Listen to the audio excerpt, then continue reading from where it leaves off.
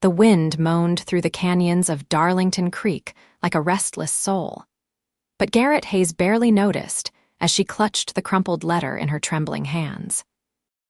The homestead she'd inherited after her father's passing was falling apart around her, and the bank was circling like vultures, ready to claim what little remained of her family legacy.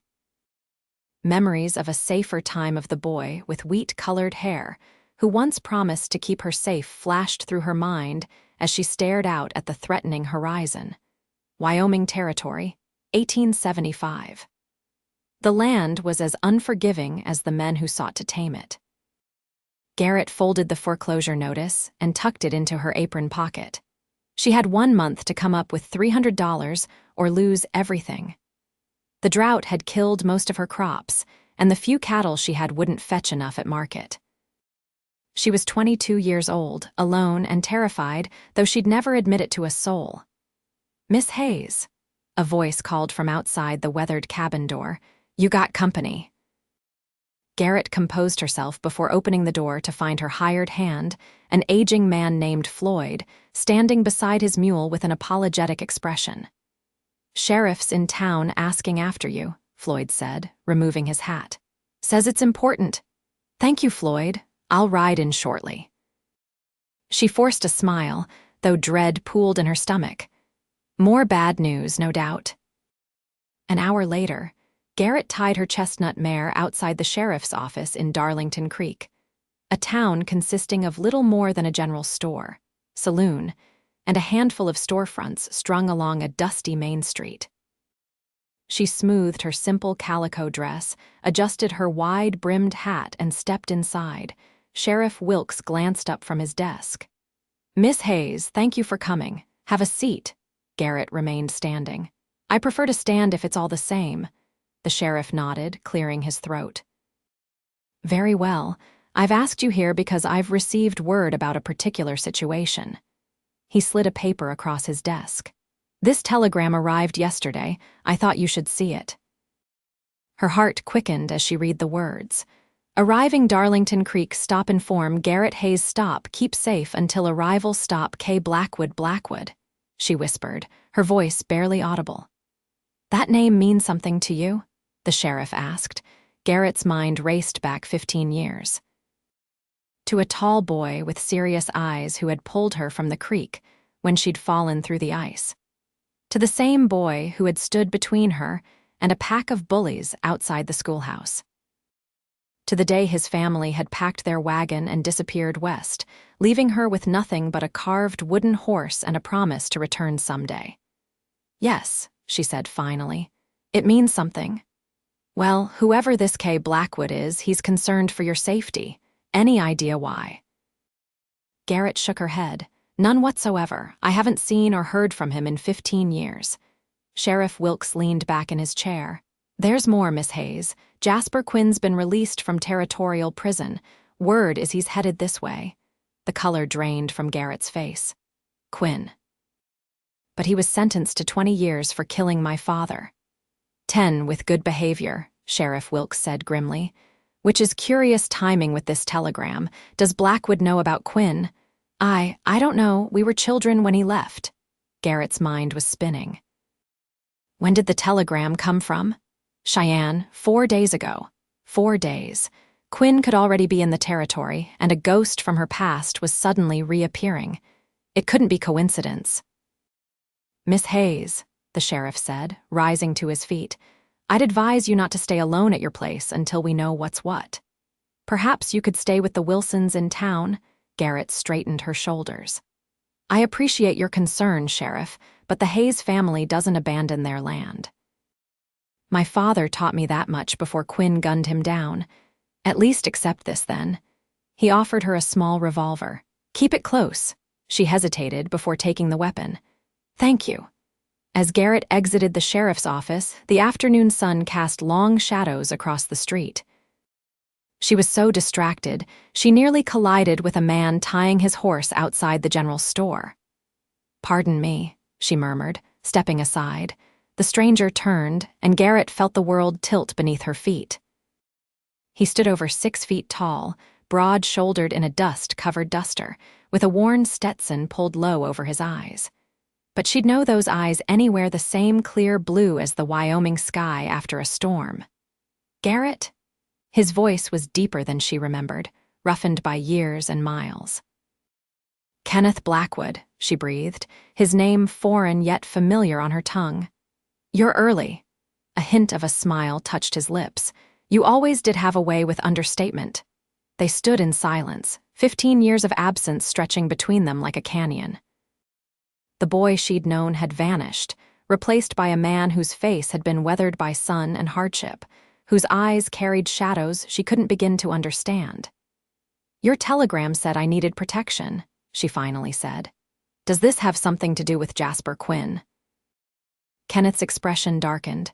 You know about Quinn? Sheriff just told me. She gestured toward the office behind her. What I don't know is how you found out, or why you're suddenly concerned with my welfare after 15 years of silence. His jaw tightened. It's complicated. It always is with men, she replied, turning toward her horse. If you've come all this way to offer cryptic warnings, you've wasted your time. I can take care of myself. Kenneth caught her arm gently. Garrett, please, let me explain. The touch sent an unexpected current through her. She pulled away, unsettled by her reaction. You can explain on the ride to my farm. I've got chores waiting that won't do themselves. Kenneth nodded, mounting his bay stallion. As they rode side by side out of town, Garrett couldn't help but notice how naturally he sat in the saddle, how his eyes constantly scanned their surroundings. This wasn't the boy who'd taught her to skip stones across the creek. This was a man accustomed to danger. You've changed, she observed. So have you. His gaze briefly traveled over her, noting the stubborn set of her jaw, the calluses on her hands. Still getting into trouble, I see. Trouble finds me. I don't go looking for it. That's not how I remember it. Despite herself, Garrett smiled. Maybe your memory's faulty. Some things I remember perfectly. His voice softened. Like pulling a stubborn little girl with copper hair out of Darlington Creek. Garrett's chest tightened at the memory. I was 7, and you swore you'd never tell anyone I cried. I never did.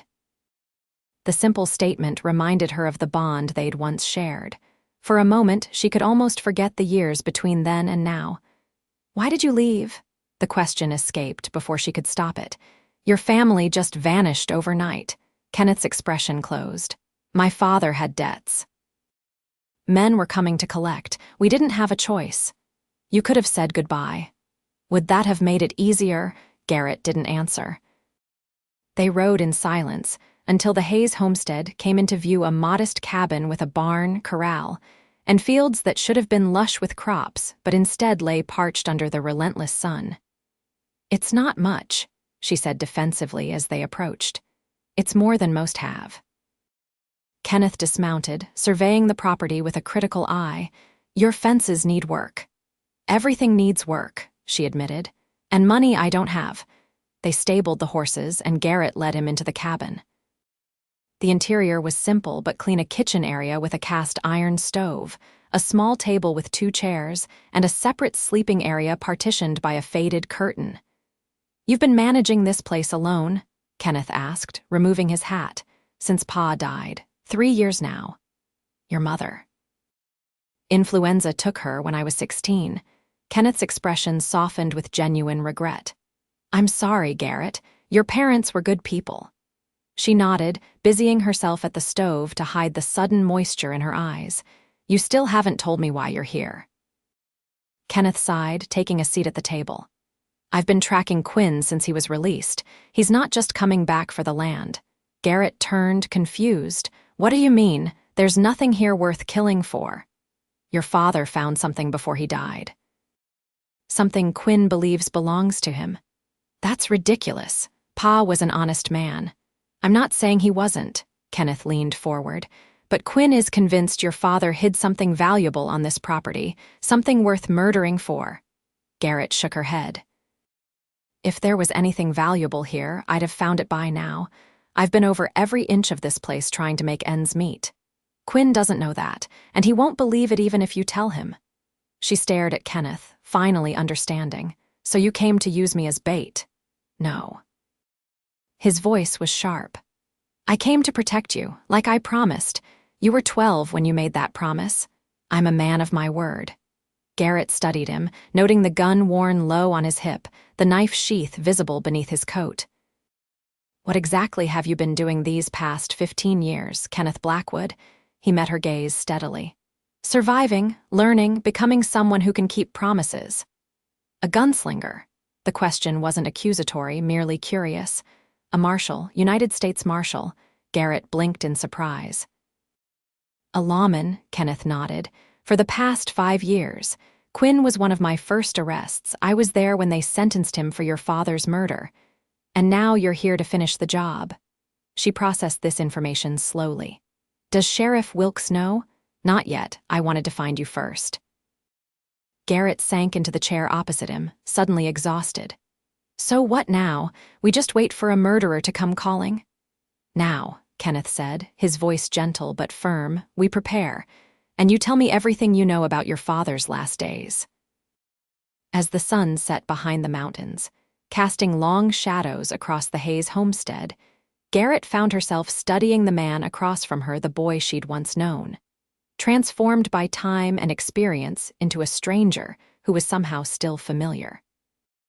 The wooden horse he'd carved for her still sat on her bedside table, a reminder of simpler times and childhood promises.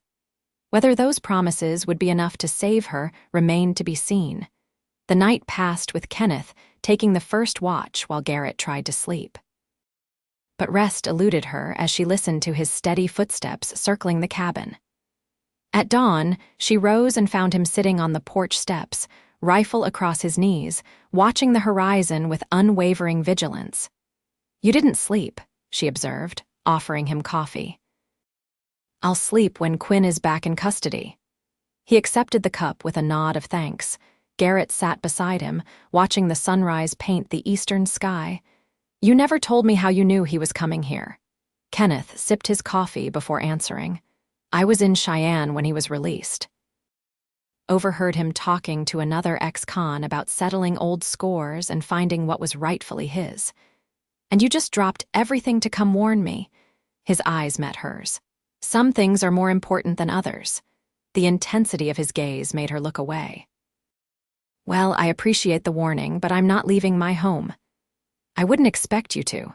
A ghost of a smile touched his lips. "You were always stubborn as a mule." "Pa called it determination," she countered, smiling despite herself. "Your pa was being kind." Kenneth stood, stretching his tall frame. "We should check your property lines today, make sure we know all the approaches. Quinn won't come at us directly." "I need to finish the irrigation ditch first," Garrett said, rising. "The east field won't last another week without water." Kenneth gave her a long look. "You're facing a killer and you're worried about crops?" "I'm facing foreclosure in 4 weeks if I don't get something growing," she retorted. "Quinn may kill me, but the bank will take everything my family built. I'm not sure which is worse." "Foreclosure." Kenneth frowned. "How much?" $300. Might as well be 3,000. She shrugged, trying to appear nonchalant. "Either way, I don't have it." Kenneth was silent for a moment. "Let me help with the irrigation, then we'll check the property lines." They worked side by side through the morning, digging the irrigation channel deeper to catch what little water flowed from the spring. Kenneth removed his coat and rolled up his sleeves, revealing muscled forearms marked with old scars. Garrett found herself watching him when he wasn't looking, the controlled strength in his movements, the focus in his eyes as he worked. "You're staring," he said without looking up, startling her. "Just making sure you're doing it right," she recovered quickly. "City folk often don't know the difference between digging a ditch and digging a grave." Kenneth laughed, a rich sound that stirred forgotten memories. "I spent 5 years working ranch land in Colorado before joining the Marshals. I know my way around a shovel." "Colorado." Garrett leaned on her own shovel. "Is that where your family settled?" His expression clouded. "For a time, my father never stayed anywhere long, always running from something, debts, the law, his own failures." "And your mother?" "Died on the trail 2 years after we left here. Fever." He resumed digging with more force than necessary. My father drank himself to death 3 years later. Garrett absorbed this information silently. While she had lost her parents, at least she'd had them longer, had been able to put down roots. Kenneth had known only transience and loss. "I'm sorry," she said simply. He nodded once, acknowledging her sympathy without meeting her eyes. By midday, they had completed the irrigation channel. As water began flowing toward the parched fields, Garrett felt a small spark of hope. Maybe, just maybe, she could save something of her father's legacy. They ate a simple lunch of cornbread and beans before setting out on horseback to check the property boundaries. The Hayes farm wasn't large, 80 acres in total, but it included varied terrain from flat farmland to rocky outcroppings and a small wooded area along the creek. "This is the most vulnerable approach," Kenneth said as they rode along the tree line. "Good cover all the way to the house." Garrett nodded. Pa always worried about that, talked about clearing more of the trees, but Ma loved them too much. "We'll set up watches. Between us, we can." Kenneth suddenly went silent, holding up his hand. His posture changed, alert and tense. He dismounted in one fluid motion, drawing his rifle from its scabbard. "Get down," he whispered urgently. "Someone's watching us." Garrett slipped from her saddle, heart pounding. "Quinn?" "Can't tell." Kenneth's eyes scanned the tree line. "Stay behind me." A twig snapped in the distance. Kenneth raised his rifle, his movements precise and controlled. "Come out slowly," he called. "U.S. Marshal, I won't ask twice." Silence stretched for several seconds before a voice responded. "Don't shoot, mister, I ain't armed." A figure emerged from the trees, not the hardened criminal they expected, but a boy no more than 16, thin and ragged. "Billy." Garrett stepped forward, recognizing the general store owner's son. "What are you doing skulking around my property?" The boy looked nervously between them. "Pa sent me to warn you. Strangers in town asking about the Hayes place. Mean-looking fellas." Kenneth lowered his rifle but kept it ready. "How many?" "3 that I saw. One of them had a scar right across his throat, like someone tried to cut it once." Kenneth and Garrett exchanged looks. "Quinn," they said simultaneously. "They're staying at the saloon," Billy continued. "Pa heard them talking about riding out this way tomorrow." "Thank you, Billy," Garrett said. "You tell your father we appreciate the warning." The boy nodded and disappeared back into the trees, clearly eager to be away from potential trouble. "Tomorrow," Garrett murmured. "That doesn't give us much time." Kenneth's expression was grim. "It gives us exactly what we need. One night to prepare, and they come to us on ground we know." He turned to her, his eyes serious. "Garrett, is there anywhere you could go? Friends who could take you in until this is over?" She glared at him. "I told you, I'm not leaving. This isn't some schoolyard bully I can scare off with a bloody nose. These are killers. This is my home, my land." Her voice softened. "My father died defending it. I won't dishonor his memory by running." Kenneth studied her for a long moment, frustration and admiration warring in his expression. "You always were impossible to argue with, so stop arguing." She remounted her horse. "We have preparations to make." They spent the remainder of the day fortifying the cabin and barn as best they could.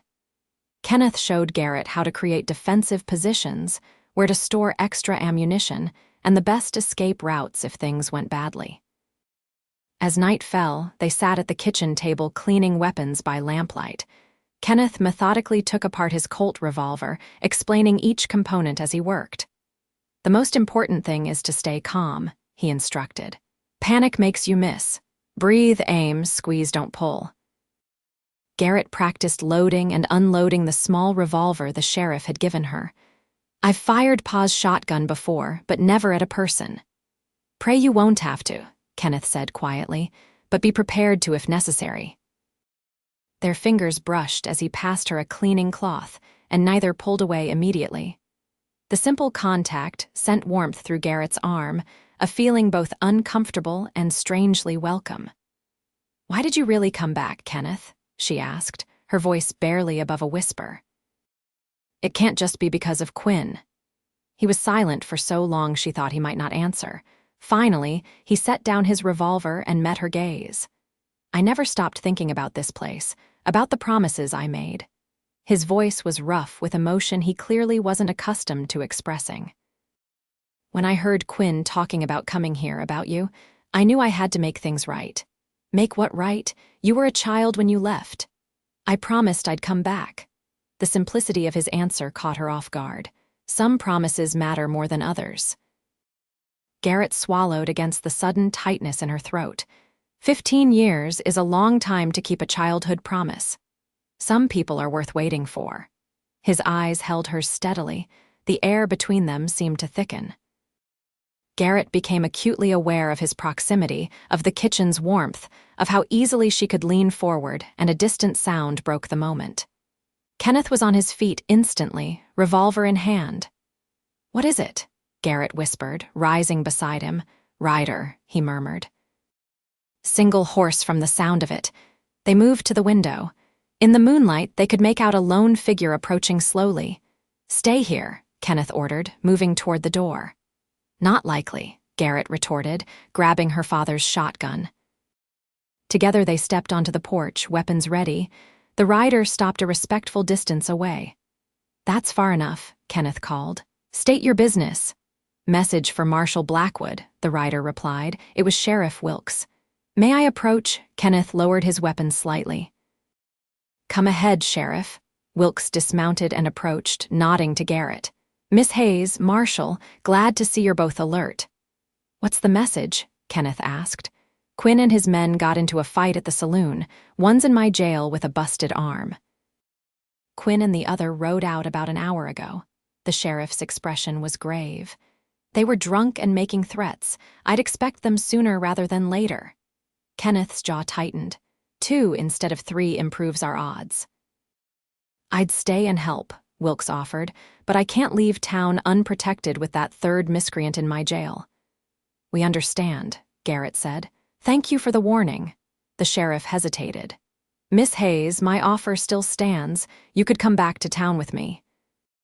Before she could respond, Kenneth spoke. "She's staying. We've prepared." Sheriff Wilkes looked between them, then nodded slowly. "Very well. God be with you both." He mounted his horse and disappeared into the darkness. "You had no right to answer for me," Garrett said when they were alone again. Kenneth turned to her, his expression softening. "You're right, I apologize." His immediate concession surprised her.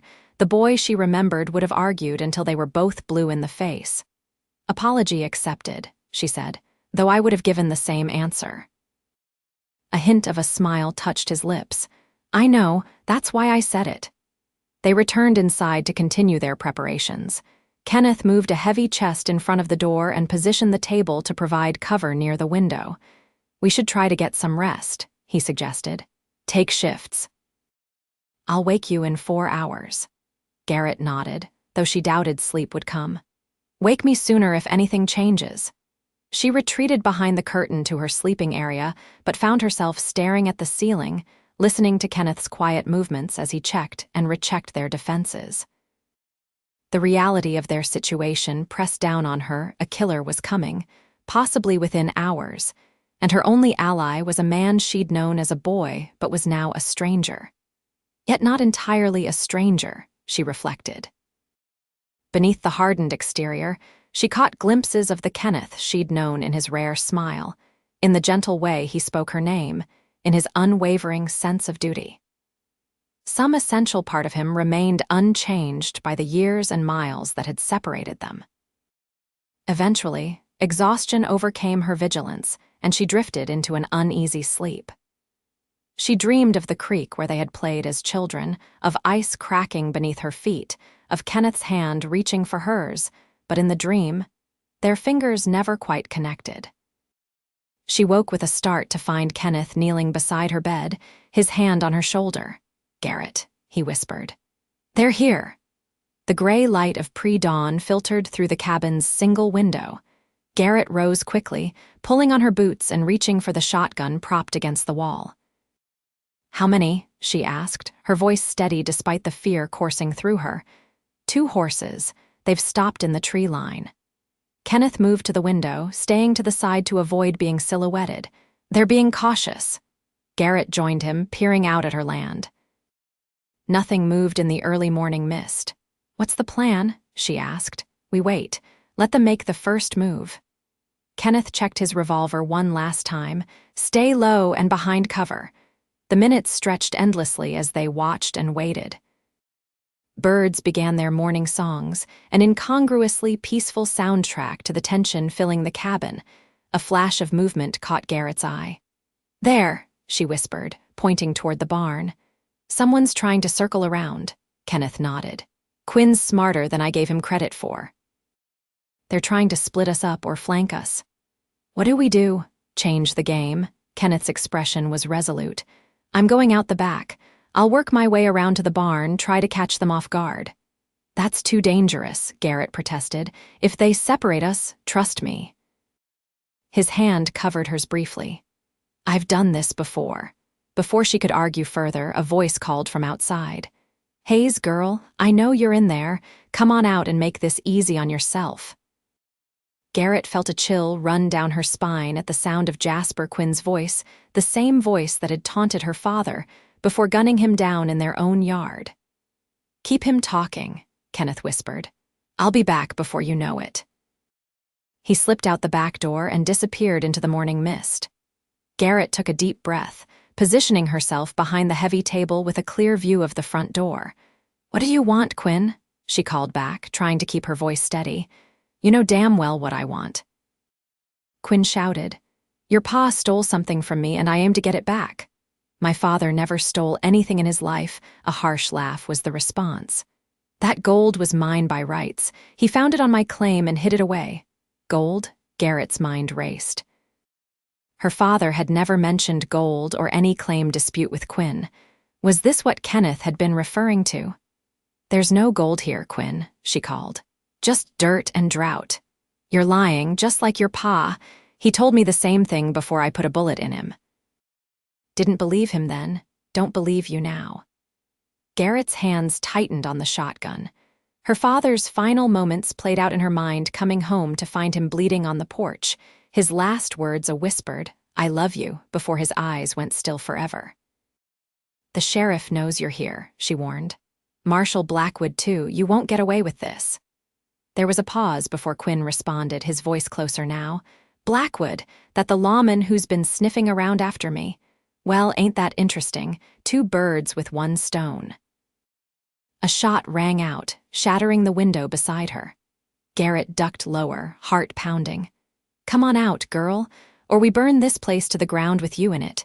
Garrett glanced toward the back door, wondering where Kenneth was, if he was safe. She couldn't hold off 2 armed men for long on her own.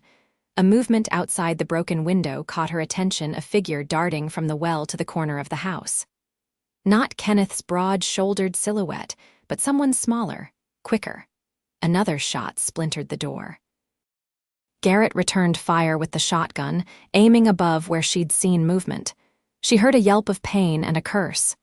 "You'll pay for that," Quinn roared. Suddenly, a new sound cut through the morning, 3 rapid gunshots from the direction of the barn, followed by a pained shout that wasn't Kenneth's voice. "Hank, what's happening?" Quinn called to his companion. When no answer came, his voice turned venomous. "You'll die slow for this, Hayes girl."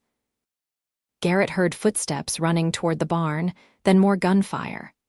The sound of struggle carried across the yard, men fighting, a heavy thud, then silence. She held her breath, waiting, the shotgun steady in her hands despite her racing heart. The silence stretched unbearably. Then footsteps approached the cabin, slow, measured. Garrett aimed at the door, finger tense on the trigger. "Garrett," Kenneth's voice called. "It's me, it's over." She lowered the shotgun shakily. "Kenneth, are you hurt?" "I'm fine, Quinn's not. Open the door." Garrett moved the chest and unbarred the door. Kenneth stood there, dust and blood on his clothing, but standing tall. Behind him, she could see a figure lying motionless by the barn.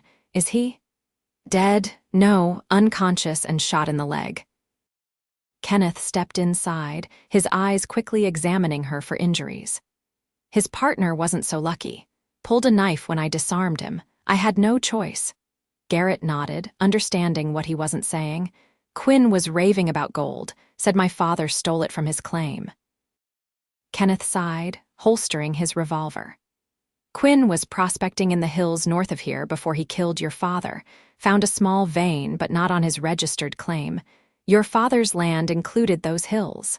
Pa never mentioned any gold, because it wasn't his. He reported the find to the mining office in Cheyenne. Quinn found out and confronted him, demanding the gold or proof of the claim. Kenneth ran a hand through his hair. When your father refused to give up either, Quinn shot him. How do you know all this? Garrett asked, suddenly suspicious. It came out during the trial. I was there, remember? Kenneth's expression was grim. What Quinn never knew was that the vein played out almost immediately. There was never more than a few $100s worth. The territorial mining office confirmed it, so my father died for nothing. He died protecting what was rightfully this land. Kenneth stepped closer. Just as you were prepared to do. Garrett felt the adrenaline draining from her body, leaving her suddenly exhausted. She sank into a chair, the shotgun across her lap. I should check on Quinn, Kenneth said. Make sure he's secure until Sheriff Wilkes can collect him. Garrett nodded numbly. As Kenneth turned to leave, she called after him. Kenneth, thank you. He paused, looking back at her with an expression she couldn't quite read. No thanks needed, I made a promise. The rest of the morning passed in a blur. Sheriff Wilkes arrived with 2 deputies to take Quinn into custody. The dead man, Quinn's accomplice, was loaded onto a wagon to be taken to town for burial. Statements were given, papers signed. Through it all, Kenneth remained by Garrett's side, his steady presence a comfort she hadn't realized she needed. By afternoon, they were alone again. Garrett sat on the porch steps, watching as Kenneth repaired the broken window with materials from the barn. You're good at that, she observed. Had plenty of practice. He hammered another nail into place. When you move around as much as I did, you learn to fix things quick.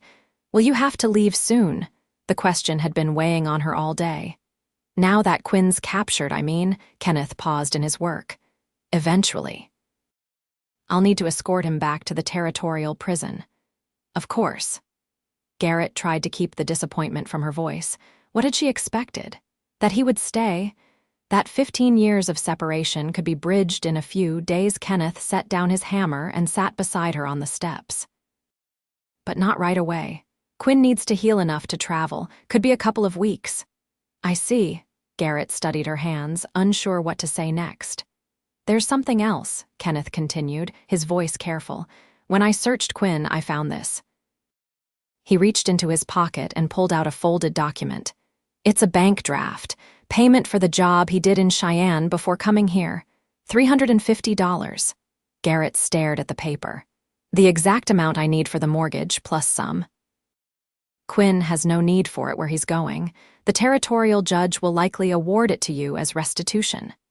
Kenneth handed her the draft. Your farm is safe. Tears welled in Garrett's eyes as she took the paper with trembling hands. I don't know what to say.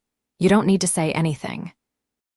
Kenneth's shoulder brushed against hers, a solid warmth in the cooling afternoon. Your father would be proud of how you've held on here.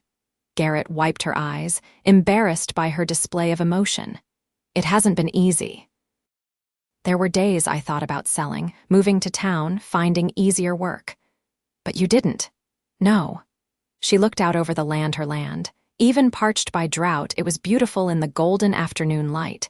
This place is in my blood, Hayes land for 3 generations.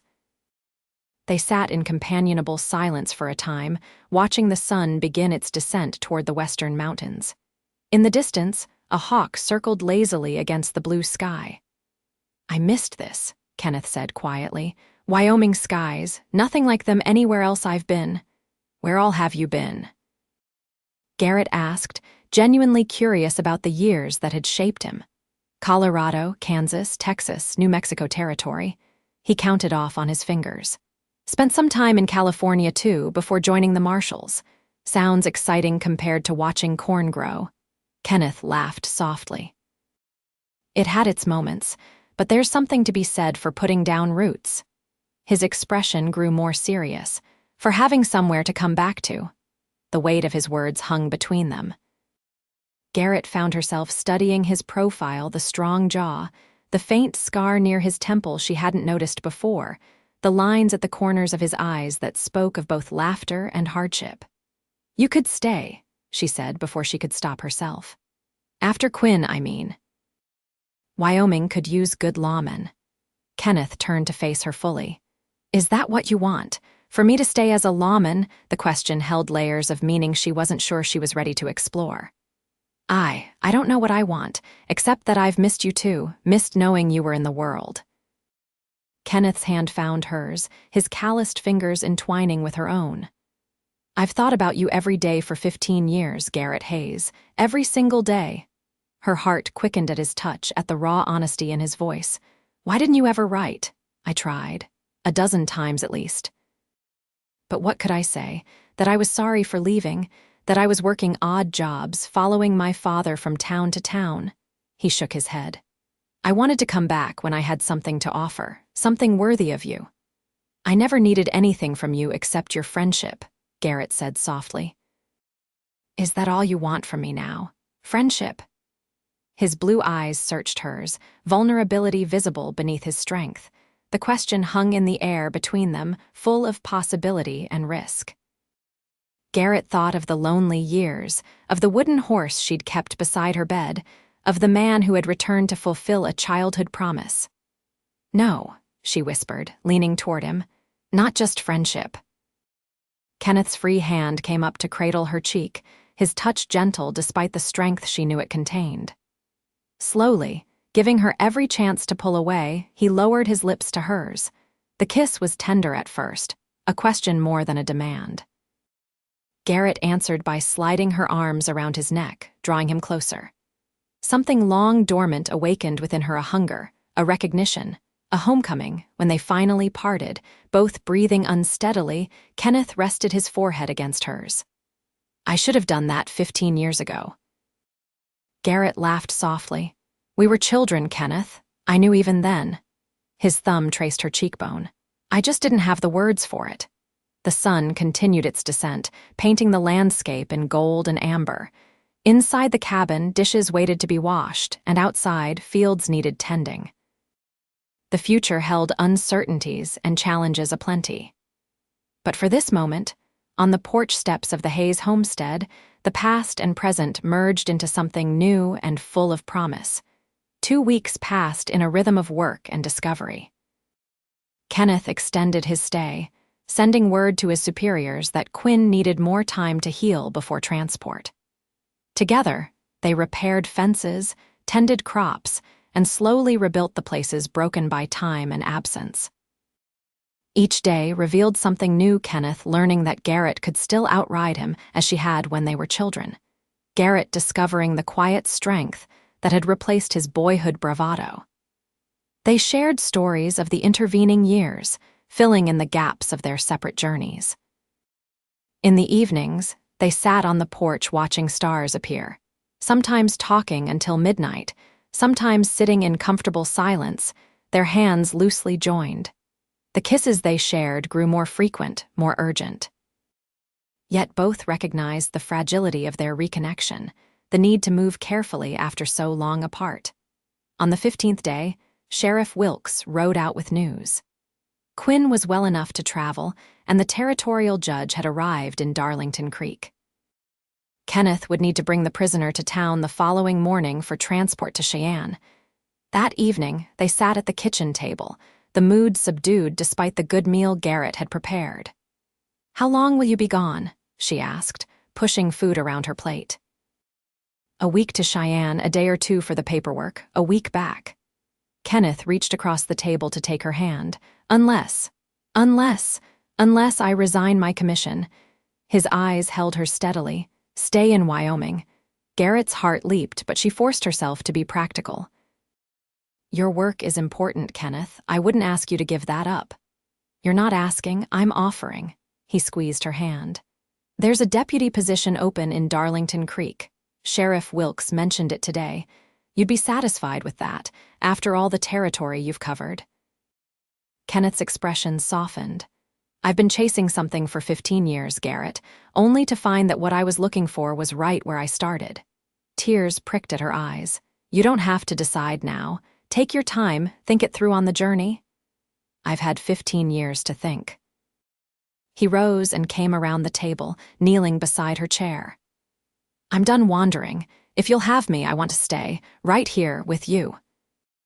Garrett looked down at this man, no longer the boy who had pulled her from the creek, but someone deeper, richer, shaped by life's hardships yet unbroken by them. Are you asking what I think you're asking, Kenneth Blackwood? He smiled, that rare full smile that transformed his face. I don't have a ring yet. But yes, Garrett Hayes, I'm asking if you'll marry me, if you'll let me keep that promise I made to protect you, not just for now, but forever. Garrett touched his face, tracing the line of his jaw with trembling fingers. You know this land comes with me. The good years and the bad, I'm counting on it, and I'm stubborn. Pa always said so. Your best quality, she laughed softly, you're a terrible liar. I'm not lying. Kenneth caught her hand and pressed a kiss to her palm. I love your stubbornness, I love your courage. I love you, Garrett Hayes, I think I always have. The simple declaration, spoken without flourish, struck her heart like lightning. I love you too, she whispered, the words feeling both new and familiar on her tongue. Yes, I'll marry you. Kenneth pulled her into his arms, his kiss conveying everything words could not relief, joy, promise. When they parted, Garrett rested her head against his chest, listening to the steady beat of his heart.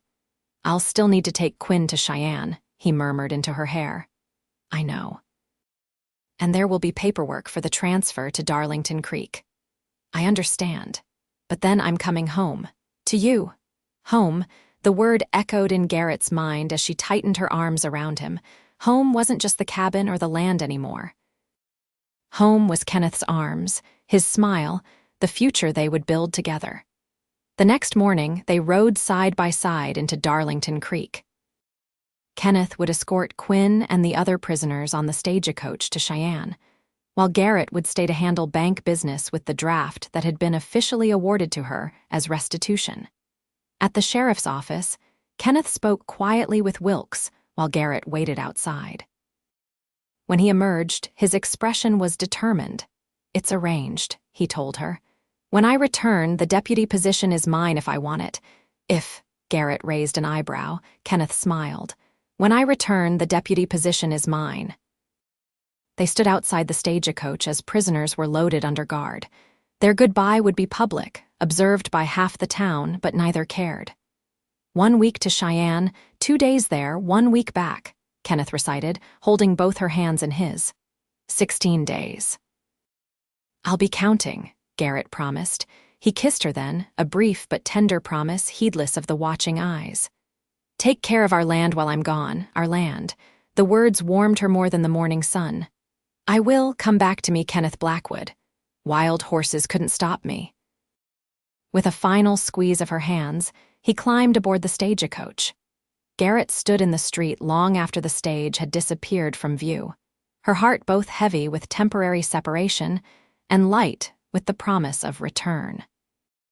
For the first time in years, the future held more than mere survival. It held hope, partnership, love. 16 days. She could wait 16 days for forever. True to his word, Kenneth returned to Darlington Creek exactly 16 days later. Garrett was waiting at the stage stop, her heart racing when she caught sight of his tall figure descending from the coach. He looked tired from the journey, but his face lit up when their eyes met. No words were needed as he crossed the distance between them in long strides. He swept her into his arms, lifting her off her feet in an embrace that spoke volumes about the emptiness of their separation and the joy of reunion. Welcome home, she whispered when he finally set her down. Home, he repeated, the word full of meaning. I like the sound of that. They married 2 weeks later in the small church in Darlington Creek. The ceremony was simple, attended by townspeople who had known Garrett since childhood and Marshal colleagues of Kenneth's who had ridden in for the occasion. Sheriff Wilkes stood as Kenneth's best man, while Mrs. Wilson from the general store stood with Garrett. Kenneth wore a new suit purchased in Cheyenne, his marshal's badge conspicuously absent, replaced by the deputy's star of Darlington Creek. Garrett wore her mother's wedding dress, carefully altered with Mrs. Wilson's help, a crown of wildflowers in her copper hair. Their vows were straightforward but heartfelt promises to love, honor, and protect, to share the burdens and joys of life, to build something lasting on the foundation of their shared past and newfound love. "I thought I needed to see the whole world before finding my place in it," Kenneth said, his voice carrying through the small church as he slipped a simple gold band onto Garrett's finger. "But my place was always here with you." Garrett blinked back tears as she placed a matching band on his finger. "I thought I had to face the world alone to prove my strength," she responded, "but there's more strength in sharing a life than in solitary pride." As summer turned to fall, and fall to winter, the Hayes homestead flourished under their combined care. Kenneth rode into town 3 days a week for his deputy duties, but the rest of his time was devoted to the farm. Together they repaired the barn, expanded the irrigation system, and planted new crops for the coming spring. Their home grew warmer with each passing month curtains at the windows, a bookshelf Kenneth built to hold Garrett's small collection of novels, a larger bed to replace her narrow one. The wooden horse he had carved her as a child now sat on the mantel, a reminder of where they had begun. Winter brought heavy snows and quiet evenings by the fire.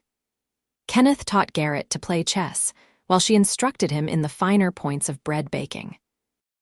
They talked of the future of children they hoped for, of improvements to the farm, of the years stretching ahead of them.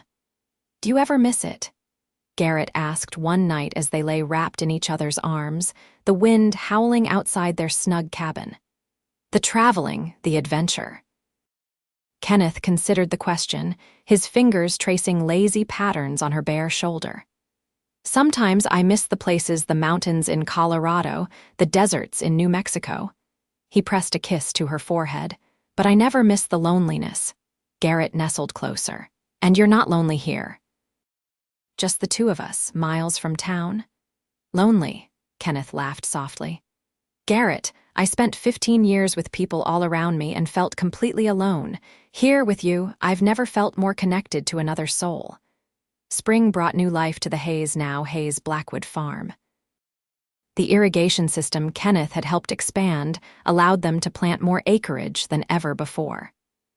A favorable wet season promised a bountiful harvest. And most precious of all, Garrett discovered she was carrying their first child. Kenneth's joy at the news was boundless. He spun her around the kitchen, then set her down abruptly, apologizing for his exuberance. "I'm not made of glass," she laughed, pulling him back into an embrace. "I know," he murmured against her hair, "but you're carrying something irreplaceable." As Garrett's body changed with the growing child, Kenneth took on more of the farm work, insisting she rest when needed. She compromised, resting more, but still maintaining the household and lighter outdoor duties. Their evenings were spent planning for the baby's arrival, Kenneth's hands often resting protectively over the swell of her abdomen, marveling at each tiny kick and movement. "Do you have a preference?" she asked one evening as they sat on the porch watching summer lightning play across distant hills. "Boy or girl?" Kenneth smiled, his hand finding its customary place on her rounded stomach. "Healthy, that's my only preference. But if you could choose," he considered for a moment. "A little girl with copper hair who's just as stubborn as her mother," Garrett laughed. "God help us both," or a boy with his mother's courage and determination. "And his father's sense of duty and honor," she added softly. Their child, a daughter they named Catherine Margaret Blackwood, arrived on a crisp autumn day as golden leaves drifted past the cabin windows. The birth was long and difficult, but Kenneth never left Garrett's side, his steady presence giving her strength when her own began to fail. When the midwife finally placed their daughter in Garrett's arms, Kenneth knelt beside the bed, overwhelmed by the sight of the two people who now constituted his entire world. "She has your hair," Garrett whispered, touching the fine copper fuzz on the newborn's head. "And your spirit, if that cry is any indication. Kenneth gently traced his daughter's tiny hand with one finger, marveling when she gripped it with surprising strength. "Hello, Catherine. We've been waiting for you." Life settled into a new rhythm with Catherine's arrival. Kenneth took to fatherhood with the same quiet competence he brought to everything, seemingly unfazed by midnight feedings or diaper changes. Garrett watched with love as the strong hands that had once wielded guns now cradled their daughter with infinite tenderness. As Catherine grew from infant to toddler, the family expanded again with the arrival of twins James and Thomas, born during a spring thunderstorm that mirrored their boisterous personalities. The small cabin grew louder, more chaotic, and infinitely richer with each addition. Kenneth took on more responsibilities in town as the children grew, eventually becoming sheriff when Wilkes retired. Yet he always made time for his family, returning each day to the farm that had become more prosperous under their joint stewardship. On the evening of their 10th anniversary, after the children were asleep, Kenneth led Garrett to the creek where they had played as children. The summer night was warm, fireflies dancing above the water that had once nearly claimed her life. "Do you remember the day I pulled you from the ice?" he asked, his arm around her waist as they stood on the bank. "How could I forget? You saved my life." Garrett leaned into him, comfortable in the embrace that had become her sanctuary. "I was so scared," he admitted. "When I saw you go under, I thought my heart would stop." "You never told me that. You seemed so brave." Kenneth laughed softly. "I was terrified, but more terrified of losing you than of the danger." Garrett turned in his arms to face him. A decade of marriage had added a few lines to his face, a touch of silver at his temples, but his eyes remained the same clear blue that had captured her heart. "That's what love is, isn't it?" she said. "Being more afraid of losing someone than of any danger to yourself." "It is." He brushed a strand of hair from her face. "These 10 years with you, Garrett, they've been the best of my life. Even with 3 wild children and a farm that demands constant attention, especially with those things." Kenneth's smile was tender. "Every morning I wake up and can't believe this is my life, that I get to be your husband, their father, this town's sheriff. That I found my way home." Garrett stood on tiptoe to kiss him, pouring a decade of love and partnership into the gesture. When they parted, she rested her head against his chest, listening to the steady heartbeat that had become the rhythm of her world.